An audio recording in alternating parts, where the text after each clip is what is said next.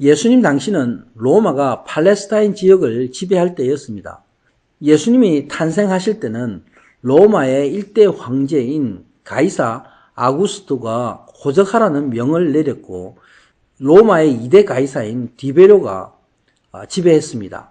주후 14년에서부터 주후 37년까지 유대 땅을 가이사인 디베료가 통치하고 있었습니다.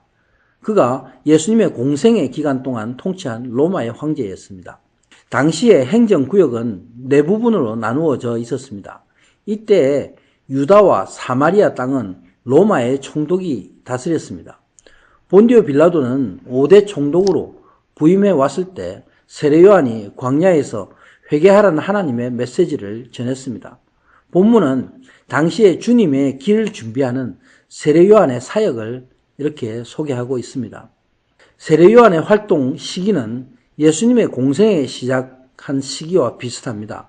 디베료 가이사가 즉위한 지 15해라고 1절에 말씀하고 있습니다. 이때 본디오 빌라도가 유대 총독으로 온 것입니다. 행정구역이 이때 헤롯 대왕이 죽고 그 뒤를 이어서 갈릴리와 베레아 지역에서 헤롯 안티파스가 그 뒤를 이어 통치를 하고 헤롯 빌립이 이두레와 드라고니 지역의 분봉왕으로 통치했습니다. 또 루사니아가 아빌레네의 분봉왕으로 있었습니다. 그리고 사마리아와 유대 땅은 헤롯 아켈라오가 맡았다가 그의 너무 폭정으로 인해서 추방되었습니다. 그리고 나서 로마의 총독이 다스리게 된 것이죠. 이때에 안나스와 가야바가 대제사장으로 있었다 말씀합니다. 그러나 하나님의 말씀이 빈들에 있던 사가랴의 아들 요한에게 임하였다 말씀합니다. 말씀을 받은 세례 요한이 요단강 부근의 각처에서 죄사함을 얻게 하는 회개의 세례를 전파하였다 말씀합니다. 세례 요한이 백성들을 향해서 회개하라 외쳤습니다. 그리고 회개하는 자들에게 요단강에서 물 세례를 주었습니다. 이것은 예수 그리스도를 믿음으로 그리스도와 함께 죽는 구원의 믿음을 미리 예표적으로 세례 요한이 전한 것입니다. 회개의 표식으로 요한이 준 이 물 세례가 지금의 침례와 세례 의식과 같은 의미인 것입니다. 세례 요한은 이사야서 40장 3절에서 5절의 말씀을 인용해서 예수님이 오셨음을 선포하고 있습니다. 외치는 자의 소리를 들으라. 너희는 광야에서 여호와의 길을 예비하라. 사막에서 우리 하나님의 대로를 평탄케 하라. 이 말씀은 회개의 심령으로 돌아가라는 말씀입니다. 예수님을 영접하기 위해서 회개하라는 말씀입니다. 자신이 죄인임을 알고 예수님에게 나와서 하나님의 긍휼하심을 구하라는 말씀입니다. 이사야 선지자는 말씀하고 있습니다. 모든 골짜기가 도두어지며 산마다 작은 산마다 낮아지며 고르지 않은 곳이 평탄게 된다. 험한 곳이 평지가 될 것을 말씀했습니다.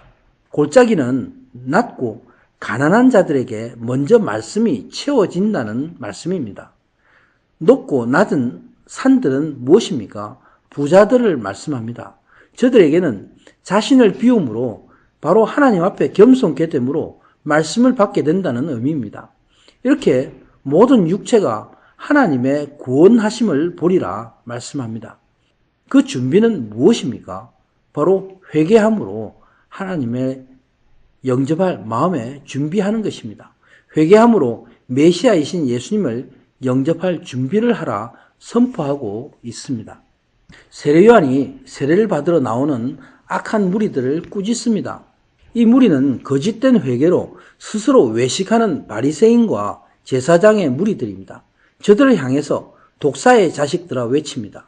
누가 너희를 가르쳐 장차 올 진노를 피하라 하더냐 말씀합니다. 세례 요한은 당시 저들을 향해서 하나님의 진노를 피할 수 없다 이렇게 외친 것처럼 지금도 그런 바리새인과 제사장의 무리를 향해서 외치고 있는 것입니다. 세상에서 복을 누리며 세상의 평화를 외치는 저들에게 저주가 있을 뿐입니다. 과연 이 시대에 세례 요한처럼 담대하게 회개하라 외치는 양심 있는 목자가 얼마나 될 것입니까?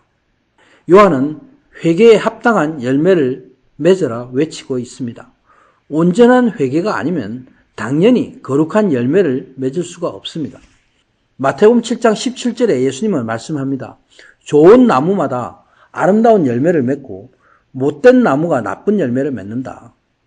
아름다운 열매를 맺지 아니하는 나무마다 지켜 불에 던지올 것을 말씀하셨습니다. 아브라함의 자손은 누구입니까? 바로 진정으로 회개함으로 하나님의 자녀된 사람들을 가리킵니다.